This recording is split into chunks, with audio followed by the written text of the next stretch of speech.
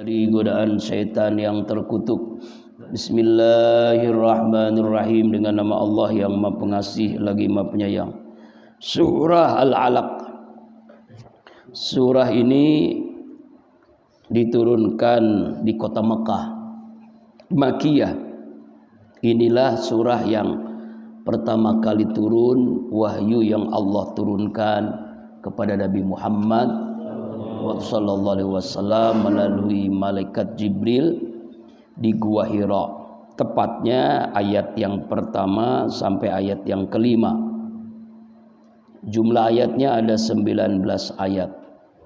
Ya. Kenapa di surah ini kita disunahkan untuk sujud tilawah? Saya bacakan saja hadisnya. Anil Bara bin Azib anin Nabi sallallahu alaihi wasallam. Nah, mana nih ya, tunggu dulu.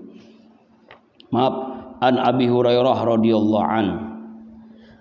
Qala sajadna ma'a Rasulillah sallallahu alaihi wasallam fi Iqra bismi rabbik wa ijaz sama'un saqqat rahu Turmuji. Dari Abu Hurairah radhiyallahu an, kami, kata Abu Hurairah, melakukan sujud bersama Rasulullah sallallahu alaihi wasallam ketika membaca surah Iqra bismi rabbik dan ketika membaca ijaz sama musaqqat dalam juz amma, yaitu riwayat Imam Turmuji. Ya. Jadi ada beberapa surah-surah, paling tidak itu ada 15 surah kita disunahkan untuk sujud, namanya sujud tilawah. Ya, ketika mendengar atau membaca ayat-ayat sujud di dalam sholat atau di luar sholat. Ya, apalagi disunahkan ketika sholat subuh di waktu Jumat. Nah, kalau di Masjid Az-Zikr itu setiap Jumat subuh selalu sujud tilawah dengan surah-surah yang berbeda tentunya. Kalau yang seorang hafiz Al-Quran pasti bisa tahu surah-surahnya. Ada 15 surah itu. Di antaranya surah Al-Alaq ini tadi kita sujud tilawah namanya. Ya, sajada wajhi lilladzi fatarani fatabarakallahu ahsanul khaliqin, itu doanya. Atau kalau enggak hafal boleh membaca doa sama dengan sujud dalam salat, subhana rabbiyal a'la wa bihamdi. Di antara keistimewaannya kita sujud, yaitu setan itu terbirit-birit lari, dan Allah sangat senang hambanya ya ketika dia membaca ayatnya dia sujud. Nah, ya, jadi makanya hamba Allah yang paling dekat dengan Allah adalah hamba Allah yang membaca Al-Quran, hamba Allah yang sujud, kayak dekat banget dengan Allah. Doanya mustajab, keinginannya tercapai, cita-citanya dimudahkan. Nah, itu diantaranya. Surah Al-Alaq istimewanya, yaitu keistimewaannya kita bersujud tilawah setelah membaca surah ini. Asbabun nuzulnya, yaitu sebagaimana tadi dijelaskan, surah ini adalah ketika Rasulullah sedang bertahanus di Gua Hira. Tahanus ini artinya berdiam diri, beribadah kepada Allah Subhanahu wa taala di sebuah tempat di gua. Ya, jadi iktikafnya adalah di gua. Ada yang bertanya, kenapa Rasulullah enggak iktikaf di masjid saja? Harus diingat ketika itu Masjidil Haram itu tidak seperti sekarang. Ya, di sana itu seluruh sekitar Ka'bah itu adalah berhala patung. Ya, lebih dari 300 patung. Kemudian orang yang tawaf itu tidak berpakaian. Bayangkan kalau Rasulullah iktikaf di situ, di Masjidil Haram ketika itu, bagaimana? Ya kan? Gak bakalan khusyuk. Makanya Rasulullah iktikafnya, bertahanusnya di Gua Hira. Ya, dapat wahyu. Nah, jangan kita memahaminya kalau begitu iktikafnya di gua aja begitu ya. Ya, seperti dilakukan Musaddiq di gunung Bunder, ya kan? lalu mendapatkan wahyu. Nah, di Gunung Bunder di Bogor dapat wahyu. Kalau kita ke Bogor Gunung Bunder dapatnya apa? Tales. Nah, ini aneh nih ya. Jadi itu hanya ketika itu, ya, ketika itu. Jadi nggak bisa lagi sekarang orang itikaf di gua, nggak bisa. Ini karena sekarang sudah tidak ada patung-patung lagi. Nah, kemudian ketika di bulan Ramadan, tepat tanggal 17 Ramadan, dalam sebuah riwayat turunlah surah Al-Alaq ini. Ayat pertama sampai ayat yang kelima. Sedangkan ayat yang ke-6 sampai ayat terakhir dalam sebuah riwayat dari Abu Hurairah, surah ini turun ketika Abu Jahal berkata kepada seseorang, kepada sahabat, apakah Muhammad itu pernah meletakkan mukanya ke tempat sujud di hadapan kamu? Nah, ketika itu orang itu mengatakan iya. Lalu Abu Jahal berkata, demi Lata dan Uzza, ini Tuhannya Abu Jahal, patung yang paling besar, sekiranya aku melihat Muhammad sedang sujud di hadapanku, maka aku akan injak batang lehernya dan aku benamkan mukanya ke dalam tanah. Nah, setelah omongan itu maka turunlah surah Al-Alaq ayat yang ke-6 sampai ayat yang ke-19 berkaitan dengan peristiwa yang terjadi waktu itu. Ya. Kemudian si riwayat lain, riwayat Imam Ibnu Abbas, ayat yang ke-6 sampai ke-19 surah Al-Alaq ini turun berkaitan dengan Abu Jahal datang kepada Rasulullah ketika itu Rasulullah sedang sholat. Lalu Abu Jahal membentak, melarang Rasulullah untuk sholat. Maka Allah turunkan surah Al-Alaq ini ayat yang ke-6 sampai 19 sebagai ancaman bagi orang-orang yang menghalangi orang untuk melakukan ibadah, untuk melakukan sholat. Nah, ini sebuah keistimewaan surah Al-Alaq, yaitu Umar, ya, Umar bin Khattab itu masuk Islam, ya, karena mendengar adik perempuannya membaca surah ini. Ada riwayat lain yang membaca bukan surah ini, ya. Nah, ini ada dua riwayat. Nah, kalau di dalam riwayat ini, dalam Muzamul Jawahid, Ali bin Abu Bakar menyebutkan Rasulullah SAW pernah berdoa, ya Allah, muliakanlah Islam dengan umrataini, dengan 2 Umar. Rasulullah berdoa, ya, karena umat Islam ini sudah semakin banyak, ingin mendapatkan sosok yang seperti seorang yang gagah, yang pemberani, yang kuat. Lalu akhirnya doa Rasulullah dikabulkan, yaitu Umar bin Khattab masuk Islam, ya. Nah, di antara penyebab masuk Islam yaitu hatinya tersentuh ketika adiknya membaca surah Al-Alaq, ya, riwayat lain membaca surah Toha, ya. Nah, ketika itulah ia nangis, ia ingin bertemu dengan Rasulullah, dan akhirnya Umar bin Khattab ini masuk Islam. Itu di antara keistimewaan surah Al-Alaq, Iqra ini. Mari sekarang kita lihat isi kandungannya. Bismillahirrahmanirrahim. A'udzubillahi minasyaitonirrajim. Bismillahirrahmanirrahim. Iqra, bacalah. Asal katanya qara'a, bacaan. Makanya Quran adalah bacaan. Kita baca Al-Quran, kita adalah membaca. Makanya Quran itu harus dibaca. Namanya juga Al-Quran. Iqra. Nah, Iqra ini bacalah. Ketika Rasulullah SAW diperintahkan untuk membaca oleh malaikat Jibril, Rasulullah menjawab, ma'ana biqari, saya tidak bisa membaca. Kata malaikat Jibril, Iqra, bacalah. Ma'ana biqari, saya tidak bisa membaca. Iqra, bacalah, saya tidak bisa membaca. 3 kali berurutan malaikat Jibril memerintahkan Rasulullah untuk membaca. Baru setelah itu, Bismi rabbikal ladzi khalaq. Makanya Rasulullah itu dapat gelar ada al-ummi, yaitu orang yang tidak bisa membaca. Kenapa? Apakah disebut bodoh Rasulullah nggak bisa membaca? Di saat itu, di zaman itu, Orang yang dikatakan bodoh itu orang yang tidak bisa menghafal. Ya, orang yang membaca itu, yang tidak bisa membaca itu bukan dikatakan bodoh. Ya, berbeda dengan zaman sekarang.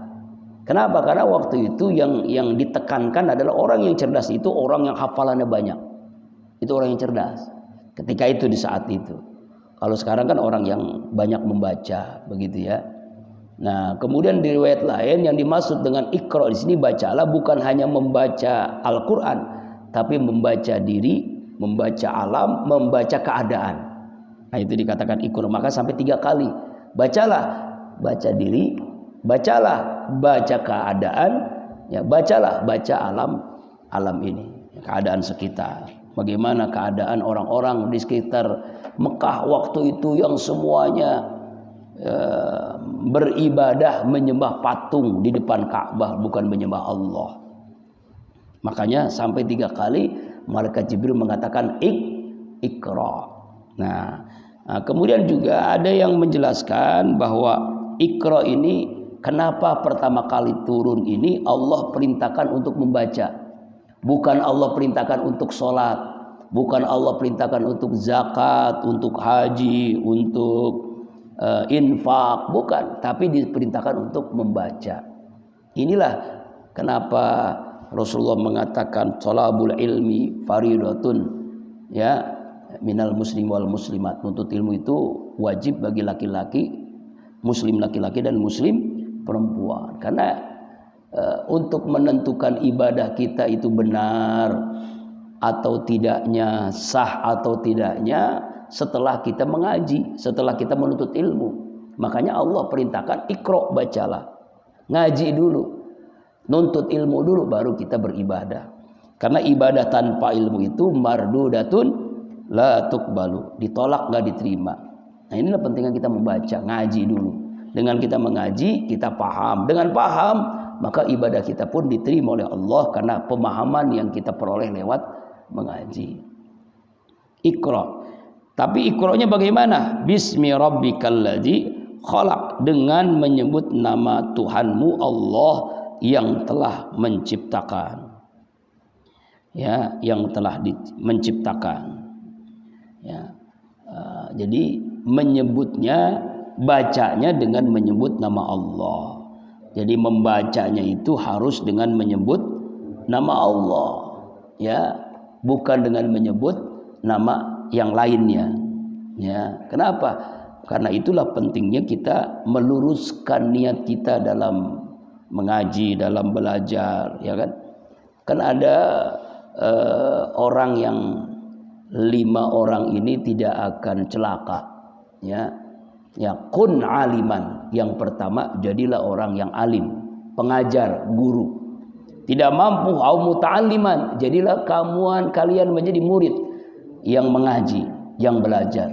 Enggak mampu kita karena kondisi fisik dan sebagainya, kesibukan yang luar biasa, enggak mampu. Ya, mustami'an, dengerin aja. Pendengar yang baik. Yang pendengar yang baik enggak bisa juga, yaitu muhibban, pecinta ilmu. Ya, kita datang enggak, ngajar enggak, belajar enggak, ngaji enggak, dengerin enggak, tapi pecinta ilmu, pecinta ulama. Ya, ya misalnya ya, enggak ngaji tapi kita kasih sarapan pagi, nah itu juga termasuk dapat tuh. Nah, misalnya ya, ya bawain nasi uduk, ya kan, ya kopi, ya, Haji Udin ya. Macam-macam lah, itu juga termasuk muhibban, pecinta ilmu. Jadi pertama guru, murid, pendengar, pecinta. Jangan sampai yang kelima, ngajar enggak, belajar enggak, mendengerin enggak, nyintain enggak. Yang ada cuma hasud, benci, dengki, iri hati. Nah, ini patah maka binasalah, rugilah. Nauzubillahi min dzalik. Ya, Iqra, bacalah dengan menyebut nama Tuhanmu, yaitu Allah Subhanahu wa ta'ala. Khalaqal insana min 'alaq. Khalaqal insana min 'alaq. Dialah Allah yang telah menciptakan manusia dari segumpal darah. Ya. proses Allah menciptakan manusia itu kan ya dari Nabi Adam. Setelah Nabi Adam, Allah ciptakan Hawa, Siti Hawa. Setelah itu beliau jadi suami istri, kemudian berkembang biak, ya bertemulah ya ke proses kejadian biologis yang dalam Al-Quran itu Allah jelaskan dalam surah Al-Mu'minun ayat 12 sampai 14 yang kita bahas dalam tafsir di Nurul Jihad beberapa yang lalu.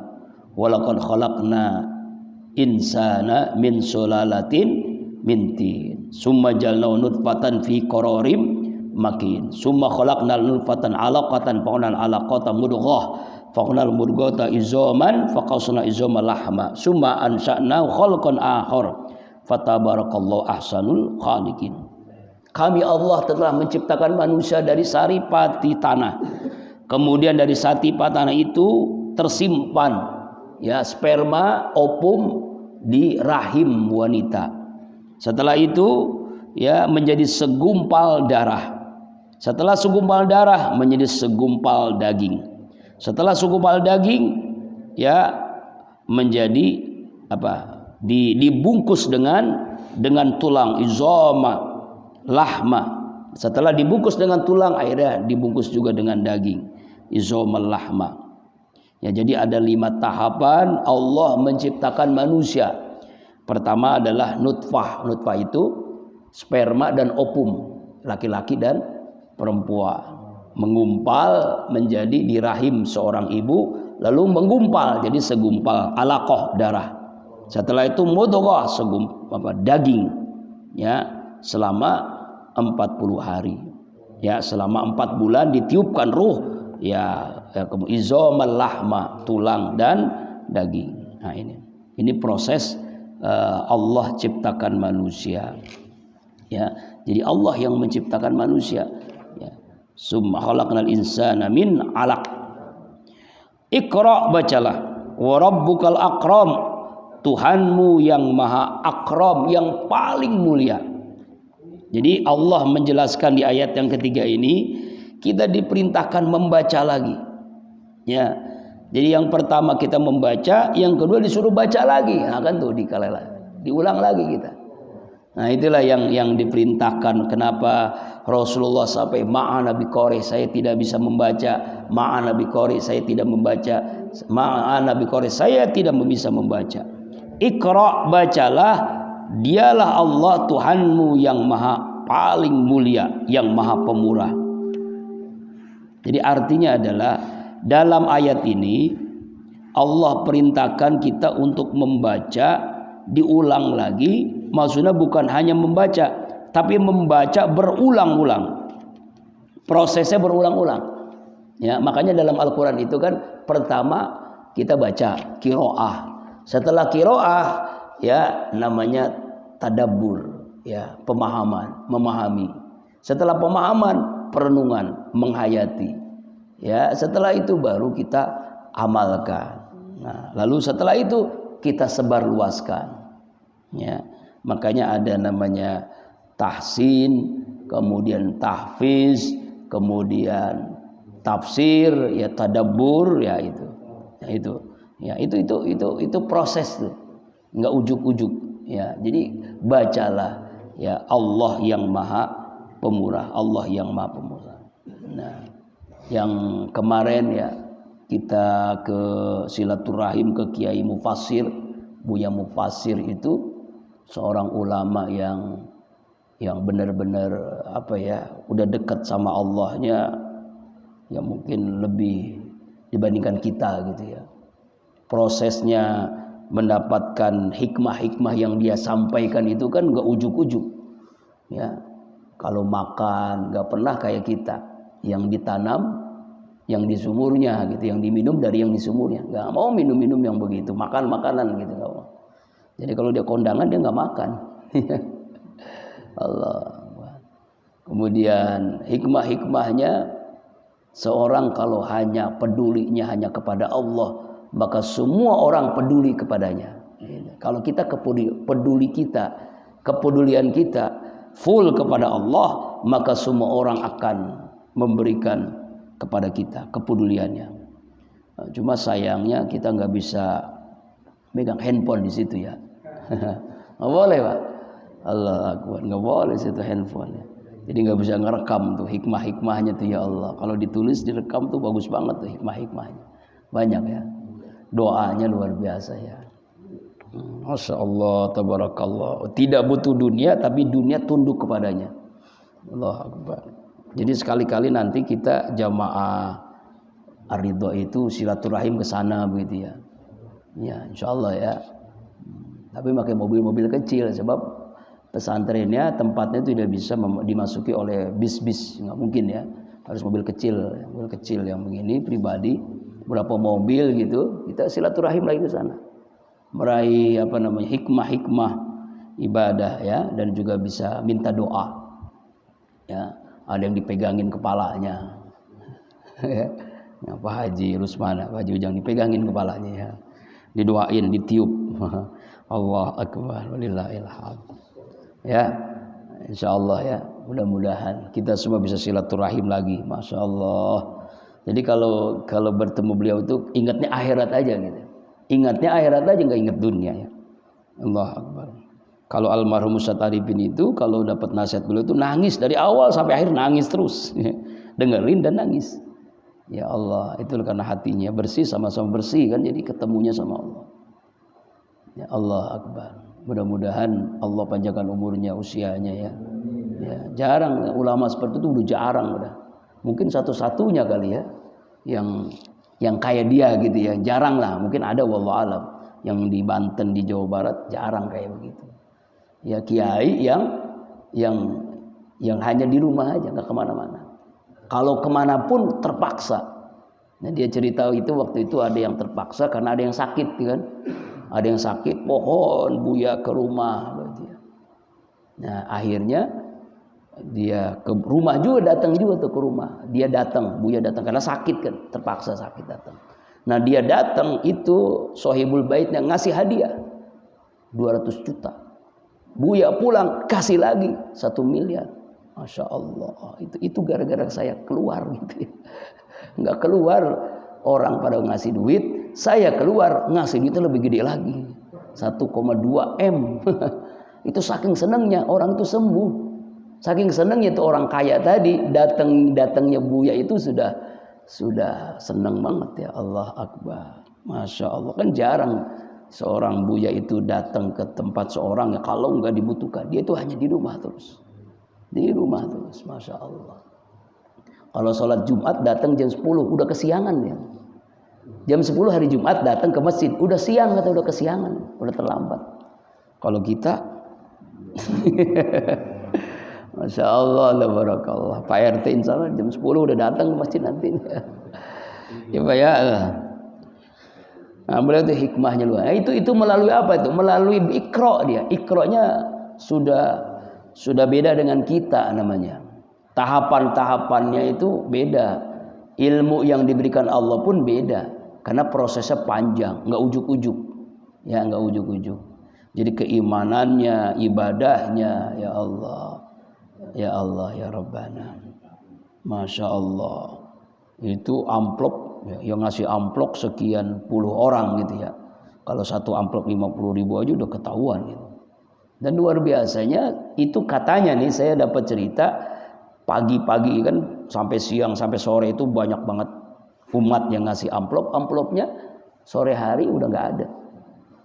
Dia nggak butuh itu. Untuk apa? Untuk bangun masjid, untuk pesantren, untuk perkara masakin gitu ya. Masya Allah. Jadi kembalikan ke umat lagi. Dari umat untuk umat. Kalau saya dapat begitu bisa. Masya Allah. Setelah istrinya wafat, itu yang nawarin dia itu cerita tuh. Ya banyak gitu. Ingin jadi mantunya, ingin jadi istri dari Buya gitu. Mulai dari yang paling cantik, paling pinter, paling kaya, bahkan keturunan misal Syarifah tuh ya habaib ya. Datang begitu, tapi dia tolak gitu ya. Masya Allah.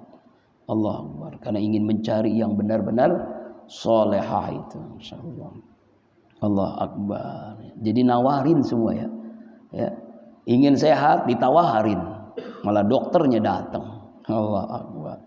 Ingin bikin paspor malah imigrasinya datang. Itu karena dia nggak mau kemana-mana. Memang dia pengennya kepada Allah. Ingin nggak mau kemana-mana gitu. Jadi keluar rumah itu karena kondisi yang sangat-sangat darurat. Ya Allah Akbar. Cerita ada ulama yang bisa menghatamkan Quran sehari 100 kali. Masa baru kali itu saya dengar tuh. Bingung kalau sehari 100 kali hatam. Bagaimana? Gimana gitu, bingung ya.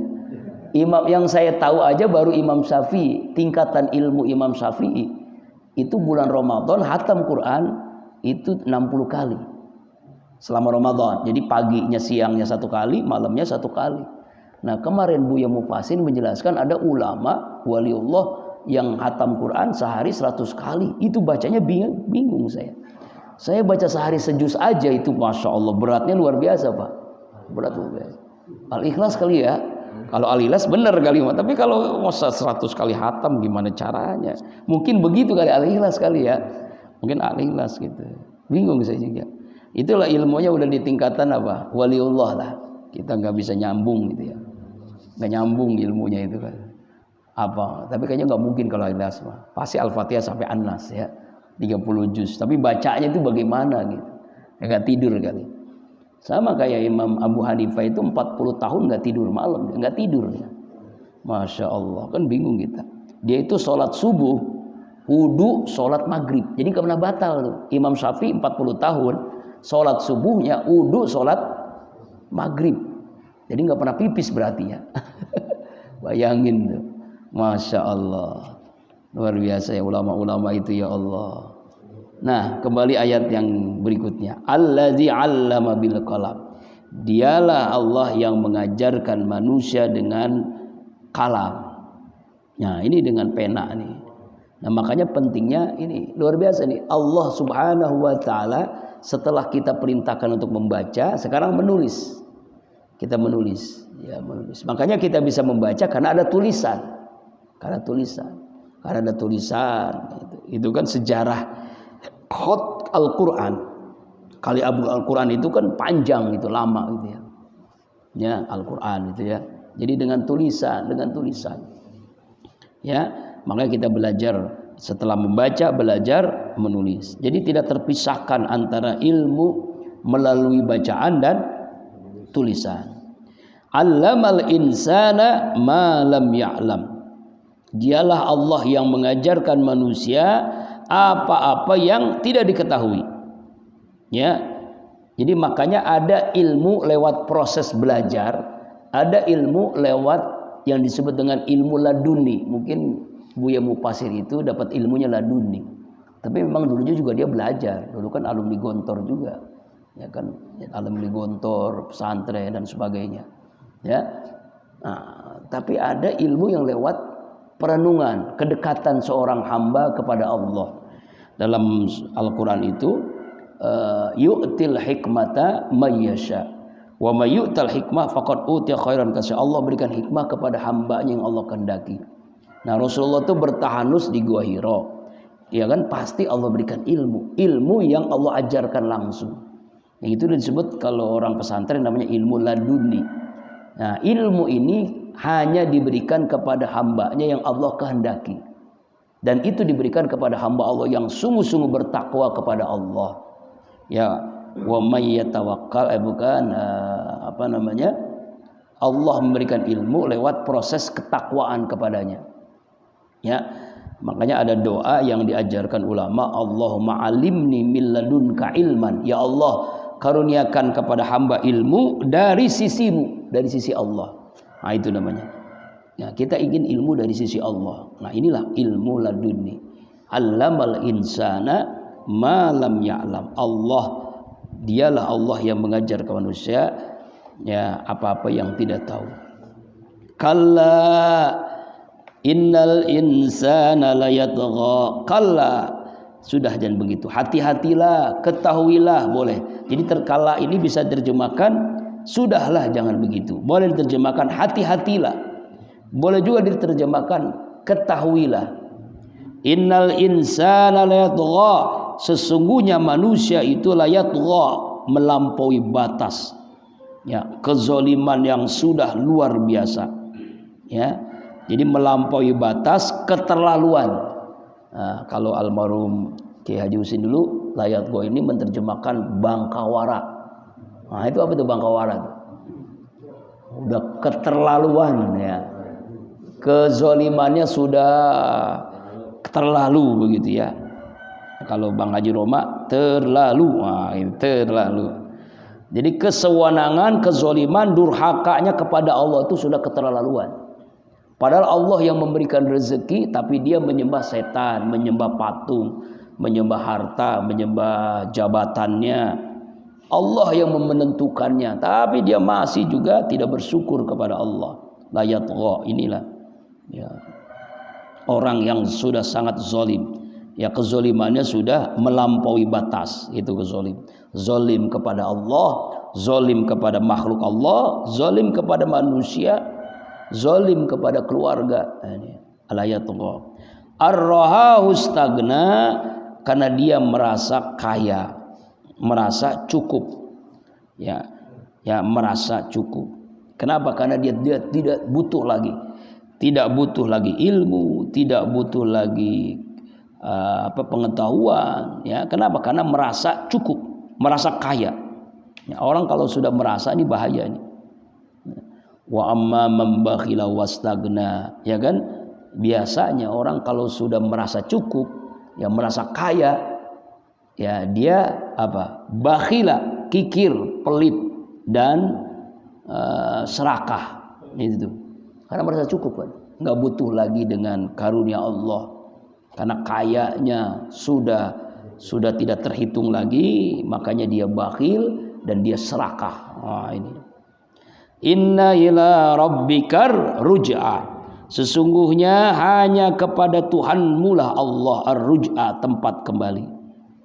Ya, inilah artinya Allah menegaskan di ayat ini bahwa inna lillah wa inna ilaihi raji'un. Sesungguhnya kita dari Allah, pasti kita akan kembali kepada Allah. Ya, ini harus diingatkan nih. Jangan sampai kita merasa paling kaya, sombong akhirnya, bakhil dan serakah. Nah, maka diingatkan di ayat yang ke-8, sesungguhnya hanya kepada Allah lah tempat kita kembali. Tempat kita kembali itu hanya kepada Allah, ya. Ya, di dunia ini hanya sebentar. Ya, hanya sebentar aja, hanya sangat sebentar aja. Ya, kita akan hidup nanti lama, panjang, tanpa akhir, selama-lamanya di akhirat. Kemudian ayat yang ke-9, ara'aital ladzi yanha. Ya, ara'aita, apakah engkau ya Muhammad mengetahui alladzi yanha, orang yang melarang. Maksudnya dalam riwayat lain terjemahannya adalah bagaimana pendapatmu ya Muhammad orang yang melarang.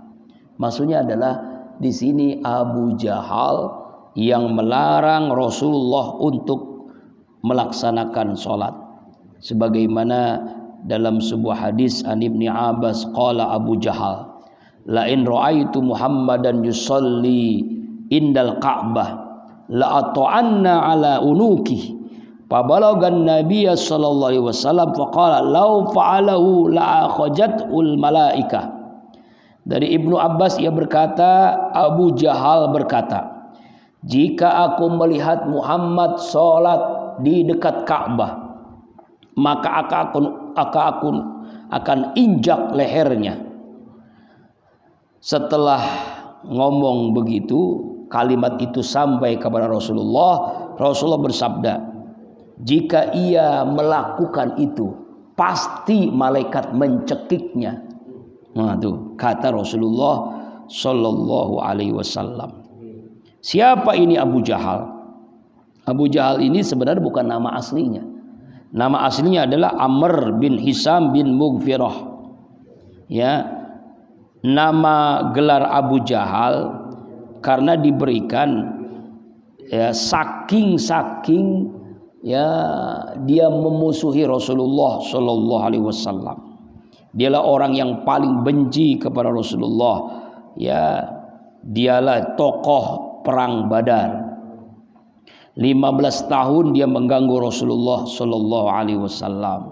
Ya, ketika perang Badar itulah ya Abu Jahal ini mati, terbunuh.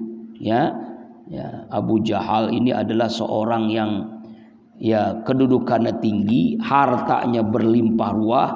Ya, dia itu sombong, orang yang paling sombong. Jadi ayat ini ditujukan kepada Abu Jahal. Ara'aital ladzi yanha abdan ija shalla. Seorang hamba yang salat. Hamba di sini adalah Rasulullah Shallallahu Alaihi Wasallam. Jadi bagaimana pendapat dia Muhammad, orang yang melarang seorang hamba yang salat, yaitu Rasulullah yang dilarang oleh Abu Jahal untuk sholat, bahkan dia akan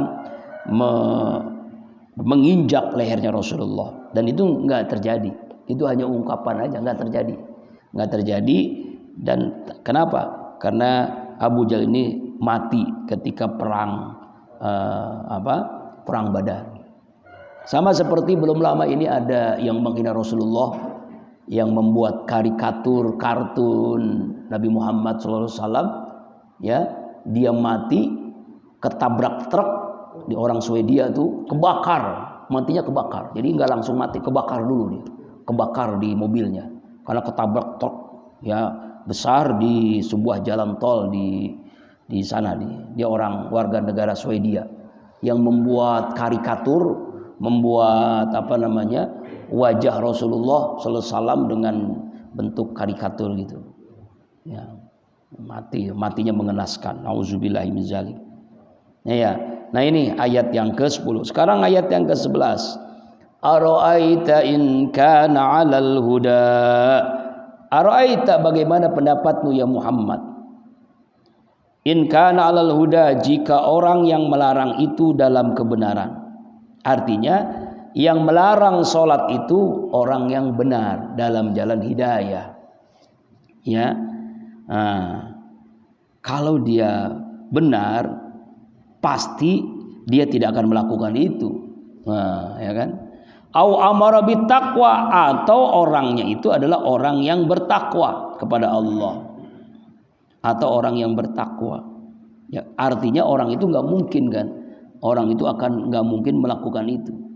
Ya, jadi ayat yang 11-12 ini saling berkaitan, ya, yaitu bagaimana pendapatmu ya Muhammad jika ada orang yang melarang sholat itu orang yang di jalan hidayah Allah, orang yang melarang sholat itu orang yang bertakwa. Rasanya nggak mungkin, tapi kita mengalami ini di awal-awal corona. Orang kan dilarang sholat Jumat, dilarang sholat rapat-rapat barisannya, ya Allah, karena corona, karena covid katanya, ya Allah ya Rabb. Tapi alhamdulillah ya kita nggak pernah sholat meninggalkan sholat Jumat. Makanya alhamdulillah ya, musola Ar-Ridho berapa kali nih sejarah sholat Jumat di musola Ar-Ridho. Kenapa? Karena waktu itu awal-awal kan Masjid Ar-Rahmat tutup, Masjid At-Taubah tutup, Masjid Nurul Jihad tutup. Gimana? Bismillah kita sholat Jumat di Ar-Ridho. Alhamdulillah kan ngalamin juga sholat di musola. Ya Allah. Ya intinya kita tidak pernah meninggalkan sholat Jumat. Alhamdulillah. Ini kan pernah dilarang-larang dulu kan ya. Ya sampai sholatnya harus pakai masker, sholatnya jaga jarak ya. Di Masjid Riyadhus Shalihin masih begitu tuh Pak. Riyadhus Shalihin masih jaga jarak, masih pakai masker. Ya Allah ya Rabbana. Karena dekat polsek dimarahin sama polsek kali ya. Masya Allah. Alhamdulillah kita nggak pernah ya sholatnya seperti biasa. Ya tidak pada pakai masker. Pakai masker tuh gimana begitu sholatnya? Allah menghadap Allah pakai masker. Allah Akbar. Ya dilarang. Jadi kalau ada orang yang melarang, orang itu bertakwa. Bagaimana? Ya, ara'aita in kazzaba wa talla. Bagaimana pendapatmu ya Muhammad? In kazzaba wa ta'ala, jika orang melarang itu orang yang memang mendustakan, wa tawalla, dan dia orang yang berpaling dari Allah. Ini bentuk-bentuk pertanyaan yang memang jawabannya tergantung Rasulullah SAW. Maka kalimat aro'aita di sini adalah ditujukan kepada Nabi Muhammad. Berapa kali aro'aita ini ya? Yang pertama ayat yang yang 9, aro'aita allazi yanha. Yang kedua ayat yang ke-11, aro'aita in kana 'alal huda. Yang ketiga ayat yang ke-13, aro'aita in kazzaba wa tawalla. Bagaimana pendapatmu ya Muhammad jika yang melarang itu adalah orang yang memang mendustakan, nggak percaya dengan Al-Quran, dan orang yang berpaling dari Allah. Nah, ini bentuk pertanyaan yang jawabannya adalah dari Rasulullah SAW. Ya. Kemudian ayat yang ke-14, alam ya'lam bi anna Allah yara. Tidakkah dia mengetahui bahwasanya Allah melihat segala apa yang dilakukannya. Nah, ayat ini menegaskan bahwasanya Allah itu maha melihat. Apapun yang dilakukan seorang manusia, siapapun dia, itu diawasi oleh Allah. Awala ya'lamu anna Allah ya'lamu ma yusirruna wa ma yu'linun. Apakah mereka tidak mengetahui Allah mengetahui apa-apa yang mereka sembunyikan, apa-apa yang mereka zahirkan. Kita beribadah, kita infak terang-terangan, Allah tahu. Kita infak, kita ibadah sembunyi-sembunyi, Allah tahu. Kalla, satu suruh dikit lagi ya. Sudahlah jangan begitu, ketahuilah. La illam yantahi, sungguh jika dia tidak berhenti. Ya. Siapa? Jika Abu Jahal tidak berhenti mengancam Rasulullah, la nasba'am bin nasiyah, pasti kami akan tarik ubun-ubunnya. Akan ditarik ubun-ubunnya oleh malaikat. Seandainya Abu Jahal mengancam Rasulullah tidak sholat di Ka'bah itu, maka malaikat akan menarik ubun-ubunnya. Nasiyatin kazibatin khati'ah, yaitu ubun-ubun yang orang yang mendustakan tentang Al-Quran, tentang Rasulullah, dan orang-orang yang khati'ah, yang durhaka, yang maksiat, yaitu siapa? Abu Jahal. Falyad'u nadiyah, maka biarkanlah ya nadiyah, orang yang memanggilnya. Sanad'u zabaniyah, maka nanti akan kami panggil malaikat zabaniyah. Siapa ini malaikat zabaniyah? Malaikat yang menjaga neraka, petugas-petugas neraka. Ada malaikat Malik, ada malaikat Zabaniyah. Kalau Malik itu pimpinannya, kalau Zabaniyah itu anak buahnya lah, kira-kira begitulah Zabaniyahnya itu. Jadi petugas-petugas orang-orang yang ditarik ya ke neraka, orang kafir, Abu Jahal, Abu Lahab, wah ditarik tuh sampai ditarik ubun-ubunnya, Zabaniyah. Ya nanti itu di dunianya Allah hinakan, matinya ya. Kemudian di akhiratnya juga Allah hinakan. Nauzubillahi min zalik.